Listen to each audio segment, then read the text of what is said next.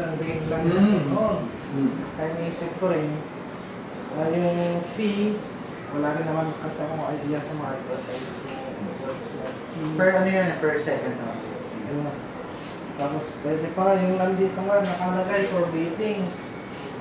Mare, may magpropose daw. O pwede Kasi yan nga isang mga problems na na-encounter dyan sa ganyan. Kasi we've been studying this concept before. Ang mga complaints ng mga nakilala natin ng mga consultancies, sabi, yan ang problema na yung part network meeting. Darating yung chief of police. Patiin mo yung ano ko yung inaanak ko sala mo na ilang seconds. Yung running time na for the day, na happy yun because of that greetings, madaming greetings. So yun, ang ano nila doon is to set limitations on certain minutes lang pwede allocate for the greetings. Kasi magpapahal sila. Ayun nga, alam nyo na, mahirap kontrahin yung mga untouchables.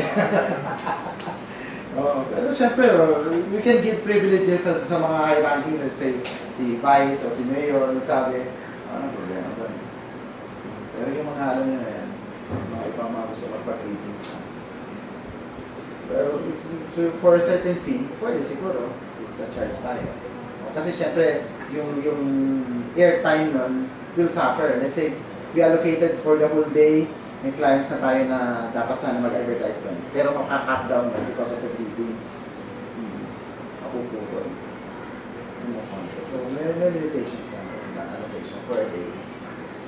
Sa mga locations na pinakita ko, sana magandang paglagay.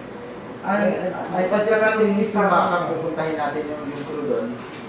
Titignan talaga saan siya mas maganda appropriate. Kasi mas maganda sir kung may tatalikod, kumbaga dito si Kataro, dito ang dugo, dito ang labins.